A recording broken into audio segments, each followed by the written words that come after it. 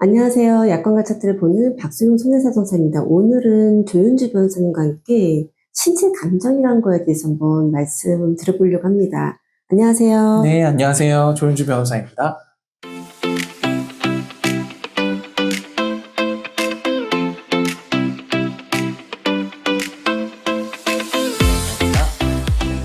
보통 소송할 때 보면 뭐 상해 사망이라든지 자살 사망이라든지 아니면 뭐 어떤 질병권에 대해서 보면 소송으로 보통 진행되는 경우가 굉장히 또 요즘 많이 늘어나고 있잖아요. 그렇죠. 이때 보면 소송 그 과정 중에 핵심 중에 또 핵심이 신체 감정이라는 게 있잖아요. 네, 그렇습니다. 예, 오늘은 이 신체 감정의 절차라든지 이런 부분에 대해서 일반인들이 좀 알긴 좀 어렵거든요. 그래서 오늘 그 부분에 대해서 한번 좀 말씀해 주세요. 신체 감정은 정확하게 어떤 건가요, 변호사님? 네, 신체감정서라는 거는 네. 법원이 지정한 전문의가 그 환자의 상태나 뭐 질병의 원인, 뭐 인과관계 이런 것들을 판단하는 그런 절차를 담은 문서고요.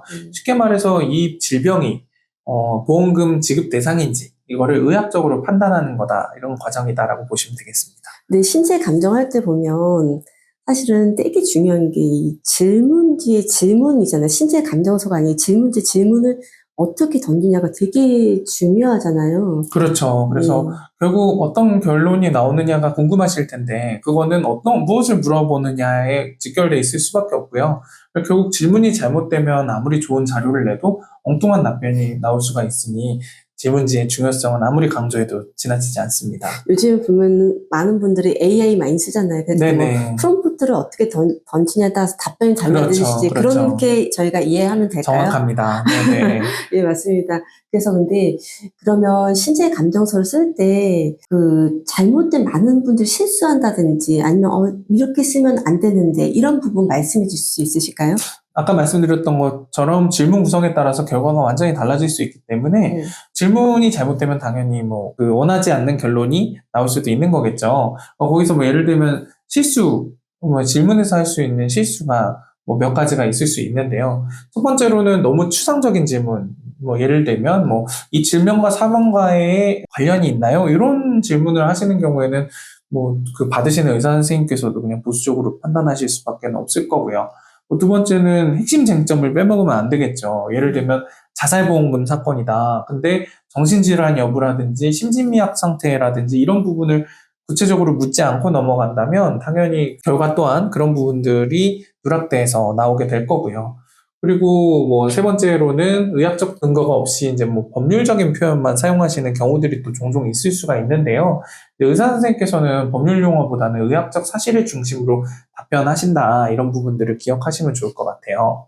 그렇죠. 이제 그러다 보니까 신체 감정할 때 보면 사실 차트 분석이라든지 이런 부분이 굉장히 중요하겠어요. 왜냐면 사실은 차트가 작은 것도 있지만 차트량이 특히 정신과 환자분들 같은 차트량이 굉장히 뭐 많은 경우도 많잖아요. 그때 네네. 질문지를 들 때 그 차트 천몇 장짜리 그냥 드릴 수 없는 거잖아요. 그렇죠. 거기서 일부 중요한 부분만 캡처와 맞습니다. 발췌를 해서 이 부분이 이렇게 되냐라는 거는 아주 구체적으로 날카롭게 질문을 던져야 되는 거잖아요. 맞습니다. 그럼 변호사님 생각하셨을 때 이제 그렇게 신체 감정 갈 때 중요한 질문이라고 하면 어떤 걸 뽑을 수 있으신 것 같으세요? 네, 아까 실수라고 말씀드렸던 부분을 이제 바꿔서 생각하시면 될 텐데요. 뭐 첫 번째는 당연히 구체적으로 물으셔야 돼요.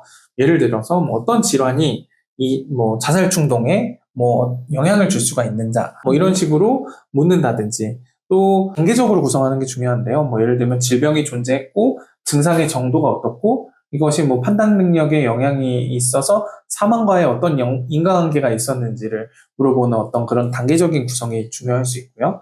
또 그 아까 말씀하셨던 것처럼 기록이랑 연결시키는 것도 굉장히 중요한데요. 진료 기록이라든지 투약 내용이라든지 응급실 기록이라든지 이런 부분들이 적절히 질문에 당연히 반영이 되어 있어야 됩니다. 그러다 보니까 변호사님도 그 질문지를 작성할 때 보면 혼자 하신 게 아니라 이제 옆에 지인분들 이제 의료인들이 그렇죠. 많으시잖아요. 그런 네네. 분들 같이 협업을 해서 보통 진행하시죠? 네, 저도 이거를 당연히 제가 그 의료적인 전문가는 아니다 보니까 주변의 지인들, 뭐 의사 선생님, 약사 선생님을 통해서 그 내용이 맞는지에 대해서 당연히 확인을 하고 넘어가는 절차를 거치고 있습니다. 예. 오늘 이제 그러면 변호사님께서 이 시청자분들한테 이렇게 신체 감정이 어떻게 진행되는지 여기에 대해서 약간의 그래도 꿀팁 하나 드린다면 어떤 걸 말씀드릴 수 있을까요? 꿀팁이라고 한다면 당연히 의료 기록을 먼저 분석을 하셔야 될 거고, 그 다음에 쟁점을 정리하시는 거, 그리고 그 쟁점에 맞춰서 질문을 설계해야 된다, 이런 그 팁을 드릴 수밖에 없는데, 이게 사실 쉽지 않잖아요. 그래서 가능하면 의료 지식이 있는 전문가랑 같이 작성하는 게 좋다, 이걸 팁이라고 말씀드릴 수밖에 없겠네요. 네, 오늘 이야기처럼 신체감정은 단순한 절차가 아니고 소송에서 보면 어떻게 보면 핵심이고 판사님들도 어쨌든 그 신체감정이가 판단한 결과를 거의 다 네네. 수용하잖아요. 네, 그런 그래서 경향이 있죠. 거의 핵심이라 봐도 틀리지가 않을 것 같은데요. 네네. 그래서 오늘 신체감정에 대해서 어떤 문의라든지 어떤 또 궁금사항 아니면 상해사망이라든지 자살보험에 대한 문의가 있으시다면